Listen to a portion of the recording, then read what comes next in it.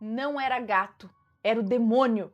A moça que nos conta esse relato diz que isso aconteceu por volta do ano de 1910.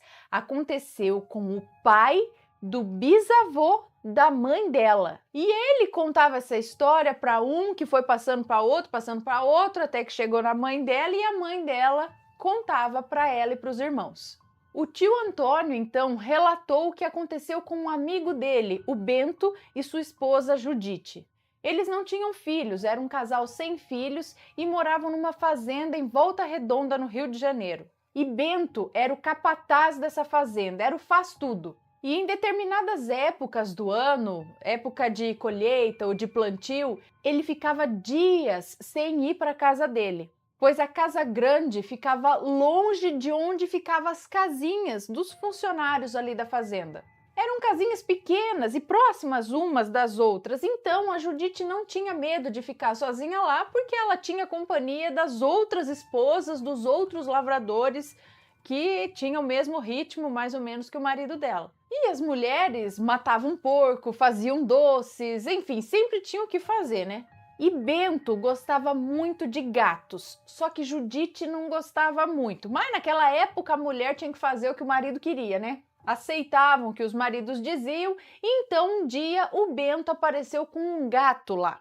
Era um gato macho, cinza, muito magrelo, sujo. E ele disse que o gato o acompanhou e ele ficou com dó de dispensar o gato, enfim. Dias depois, esse gato, adotado pelo Bento, que também levou o nome de Cinza, o gato cinza se chamava Cinza. E ele ficou um gato bonito, um gato forte, robusto. Passou alguns meses e Bento teve que viajar para uma cidadezinha próxima, mas ia ficar alguns dias fora, e pediu para que Judite cuidasse do gato. E assim ela fez. Porém, Cinza não queria mais comer, não comia, não bebia, e Judite não sabia o que fazer.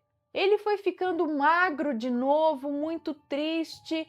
Ela dava água, dava comida, mas nada do Cinza se alimentar. Não queria saber de nada. E ela comentava com as amigas ali, com as outras mulheres, que o gato, ele tinha o costume de sumir, mas ele voltava depois. E ela pensava que ele ia correr atrás das gatinhas, sei lá. E Bento retornou quase um mês depois e encontrou o gato muito magro e abatido e perguntou para Judite o que aconteceu. Por que o gato estava daquele jeito e ainda brigou com ela por ela não ter cuidado do animal. Mas ela disse que ela tinha dado comida e água sim, o gato se recusava a beber e a comer. O que ela podia fazer? E aí o Bento foi lá, carregou o gato, deu comida, o gato comeu feito doido, como se tivesse faminto há dias. Deu água e o gato bebeu água assim loucamente, como se estivesse morto de sede. Pra quê? O Bento falou um monte para a esposa dele, a acusando de não dar água, não dar comida pro pobre do gato. Deixou o Cinza passar fome, passar sede. E não quis nem ouvir as explicações dela. Ele ficou quase uma semana sem falar com a esposa. Por causa do bendito gato, ou melhor, do maldito gato. Bom, o Cinza foi melhorando, foi engordando com o passar dos dias e com os cuidados do Bento.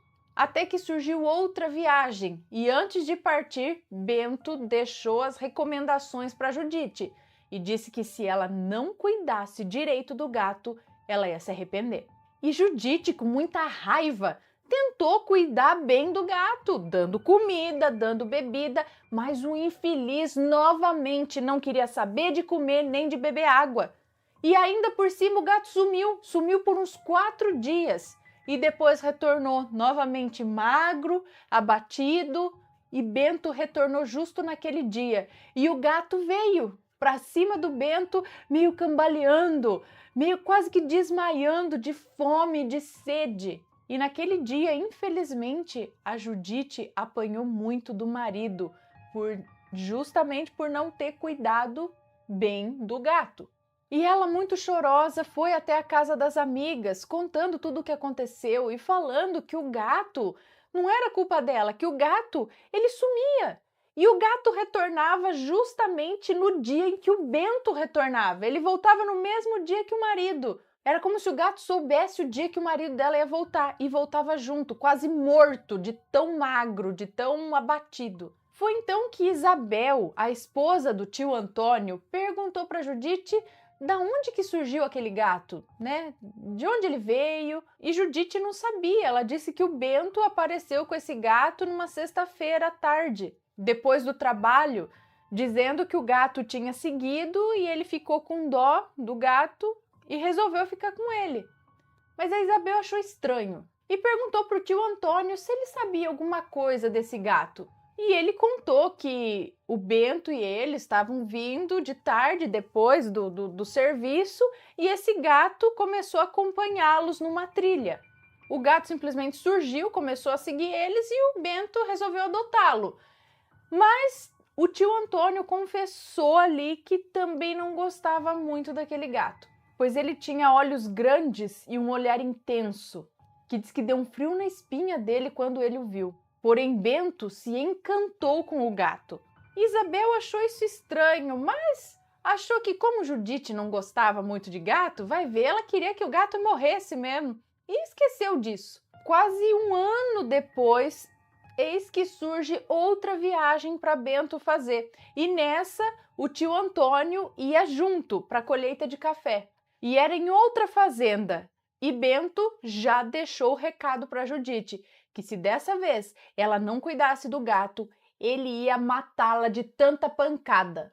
E Judite, com muito medo, pegou o Cinza e levou para Isabel ver antes que o gato sumisse de novo. E Isabel se arrepiou inteira quando olhou para o gato. Diz que parecia que ele sabia de tudo que acontecia ao redor dele. Parece que ele entendia tudo. E como o tio Antônio disse mesmo, ele tinha um olhar assustador, um olhar do mal. Judite tentou dar comida e água em vão, porque, como sempre, o Cinza se recusou a comer e beber e sumiu novamente. 2 dias depois que Bento viajou, o gato sumiu, deixando Judite desesperada. Só que dessa vez o Bento regressou na mesma semana. E quando estavam voltando para casa, armou um temporal de final de tarde de verão e eles resolveram subir numa árvore e lá ficar até a chuvarada passar. E o tio Antônio acabou cochilando em cima da árvore, mas o Bento ficou acordado e ficou observando 3 gatos que estavam por ali por baixo da árvore. Quando ele percebeu que os 3 gatos estavam conversando, os gatos estavam falando. E um desses 3 gatos era o Cinza. E Cinza contava aos outros gatos que estava quase conseguindo aquilo que ele queria, que em breve eles teriam, pois Bento disse que dessa vez mataria Judite e então eles teriam mais uma alma. E depois dessa conversa, os gatos foram embora. Aí o Bento, em estado de choque, muito assustado, se virou para chamar o tio Antônio, para acordá-lo. Mas nisso ele viu que o tio Antônio já estava acordado. O tio Antônio viu e ouviu os gatos, assim como o Bento. E ele estava arrepiado até a alma de medo. Desceram daquela árvore e foram embora e combinaram de não contar nada para ninguém. Bento, quando chegou, não procurou o gato e também não falou nada com Judite, que a essa altura estava morrendo de medo de apanhar de novo e sabe-se lá mais o quê. E achou estranho também quando viu que Bento nem procurou saber do gato, mas ela ficou quieta. E no dia seguinte o Cinza regressou, magro, cambaleando pro lado do Bento, quase desfalecendo. Só que dessa vez Bento pegou um machado e cortou a cabeça do gato, para espanto da Judite, que ficou sem entender nada. E aí Bento e tio Antônio contaram tudo o que eles tinham vivido, que eles viram e ouviram dos gatos. Foi quando a avó de um outro vizinho, também trabalhador ali, disse para eles: "Isso não era um gato, era um demônio." Será? Estão curtindo os relatos? Então não esquece daquele joinha, ok? E aí, tá gostando dos relatos? Então o que você acha de deixar um like aí no vídeo, hein? Gosta dos relatos? Deixa o seu like, mesmo que seja nos cortes.